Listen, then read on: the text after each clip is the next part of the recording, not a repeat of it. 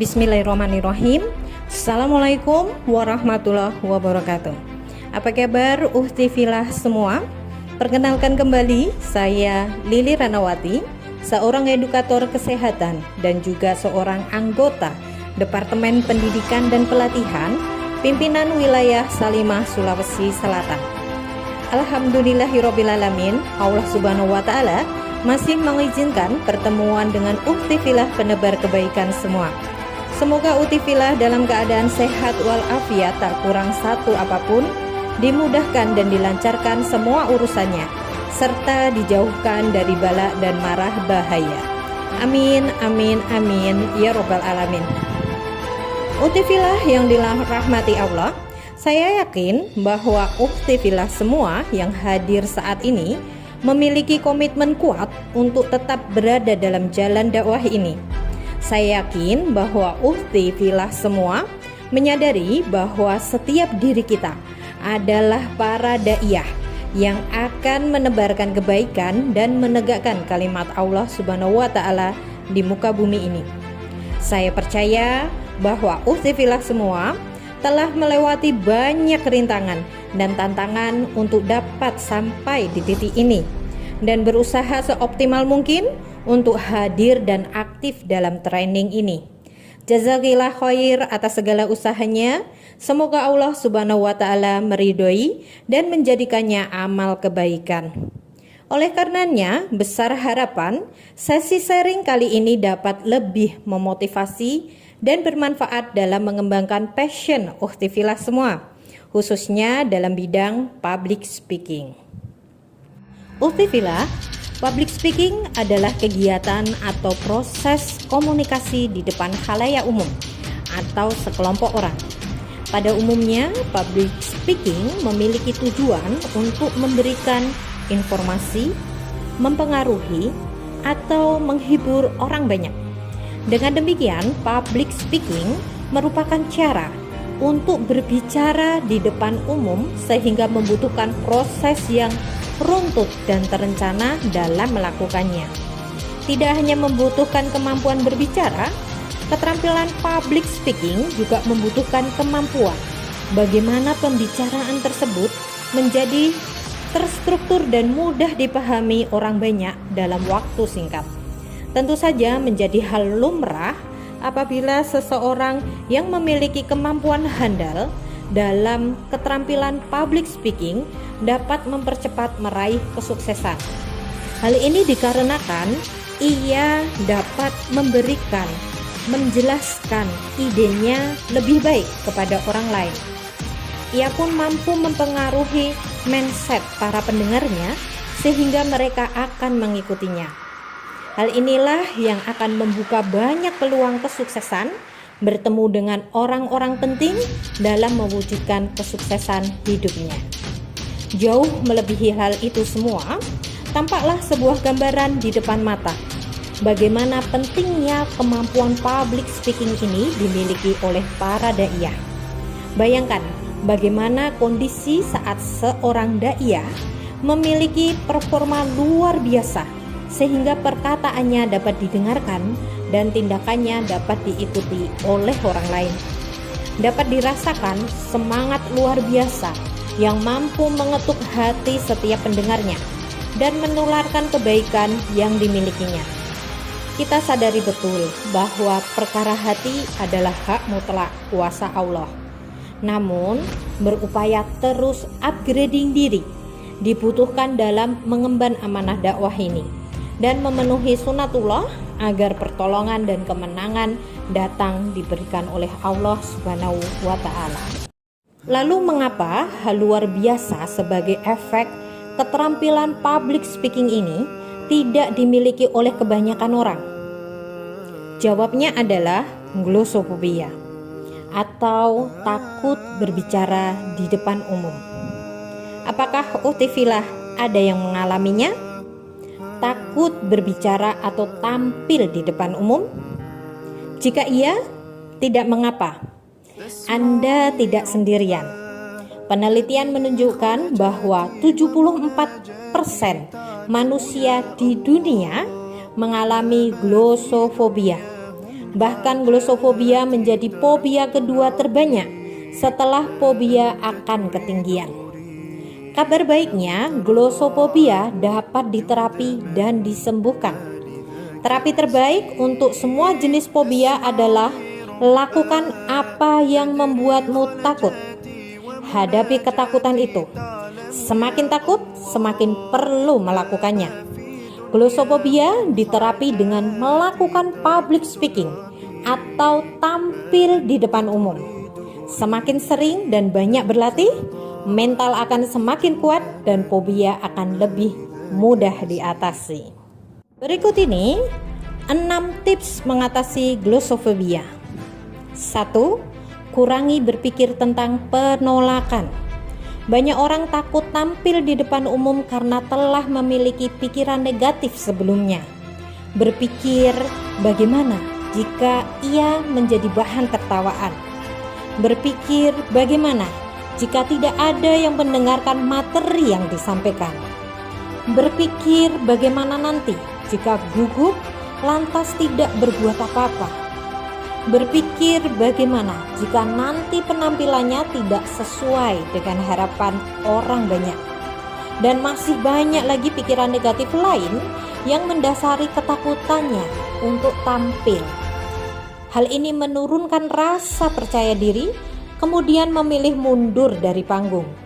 Padahal apa yang ia pikirkan belum tentu akan terjadi. Kekhawatiran akan masa depan yang tak pasti ini justru akan menambah rasa panik dan menjadi halangan sebuah kemajuan. Sebagaimana keterampilan lain, butuh banyak berlatih agar menjadi ahli. Sadari dan terima bahwa semua butuh proses. Lalu bergeraklah maju, mendobrak penghalang dari diri sendiri. Yakinkan diri sendiri bahwa audiens datang karena mereka menginginkan informasi yang Anda berikan. Apa yang Anda sampaikan adalah hal yang penting. Terlebih, hal yang kita sampaikan tersebut harus mereka ketahui demi tegaknya kalimat Allah. Cukupkan diri dengan usaha maksimal berupa persiapan yang matang. Soal hasil itu hak Allah. Teruslah mencoba dan berusaha. Saat terjadi hal yang belum sempurna atau di luar keinginan, bersyukurlah. Karena telah ditampakkan hal yang masih bisa diperbaiki dan dikembangkan dari diri sendiri. Tips kedua, menganggap gugup adalah hal yang normal. Gugup dapat dialami siapapun, bahkan oleh seorang yang sudah profesional. Tangan gemetaran, keringat dingin, kurang fokus, lupa, atau blank sangat mungkin terjadi. Perlu disadari bersama bahwa gugup adalah hal normal dan wajar. Ini tidak menjadi masalah besar saat Anda memposisikannya sebagai hal normal, lalu melakukan upaya mengatasinya. Audiens atau orang lain tidak akan tahu bahwa Anda sedang gugup sebelum Anda sendiri menunjukkan kepada mereka.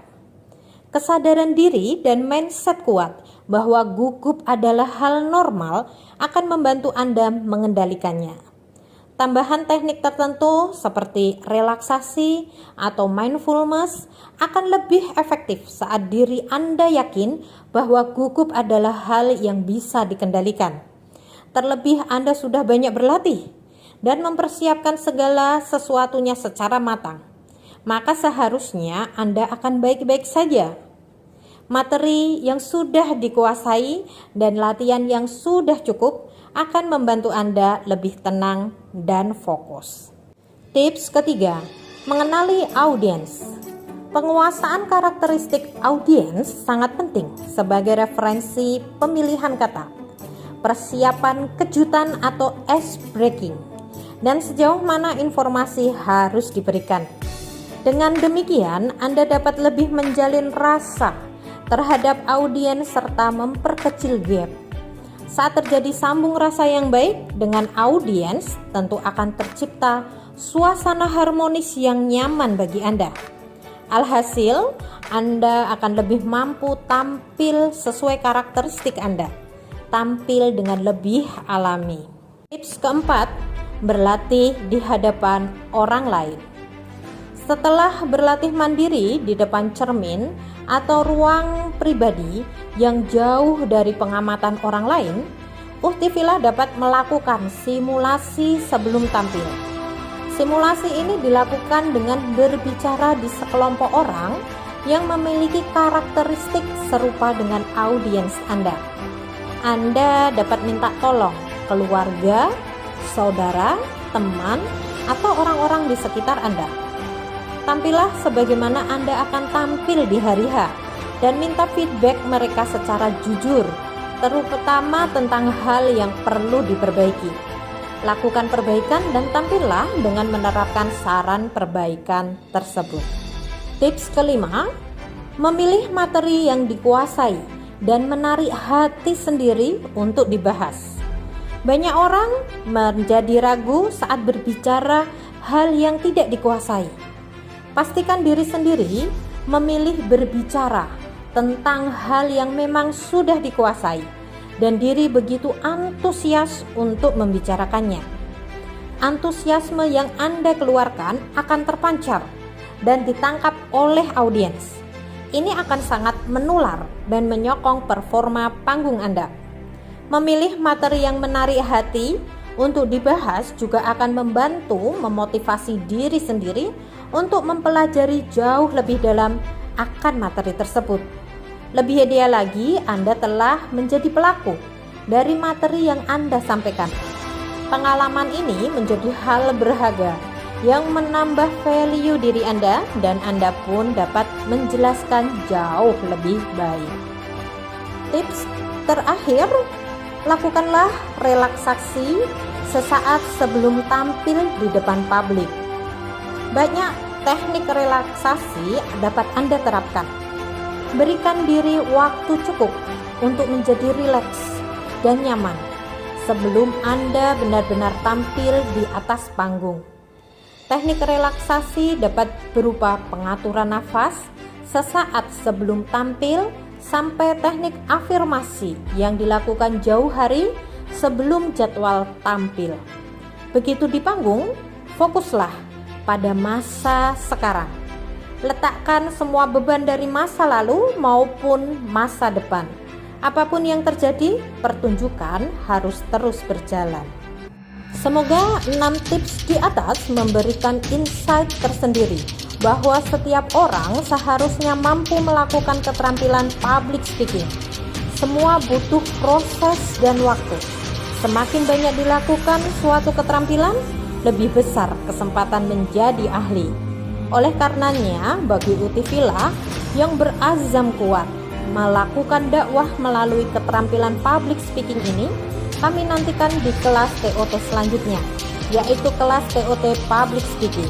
Kelas tersebut akan menjadi sarana untuk berlatih dan berkembang bersama sebagai satu tim yang saling mensupport secara positif.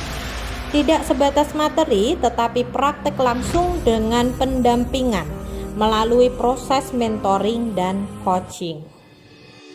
Demikian sesi sharing kali ini. Tidak ada gading yang tak retak, gajah mati meninggalkan gadingnya, harimau mati meninggalkan belangnya, manusia mati meninggalkan namanya. Dan saat manusia mati, ada satu dari 3 amal yang tidak akan pernah putus pahalanya melalui lisan kita, yaitu ilmu yang bermanfaat. Tetap semangat, jadikan passion sebagai kekuatan dakwah. Mohon maaf lahir batin atas segala khilaf.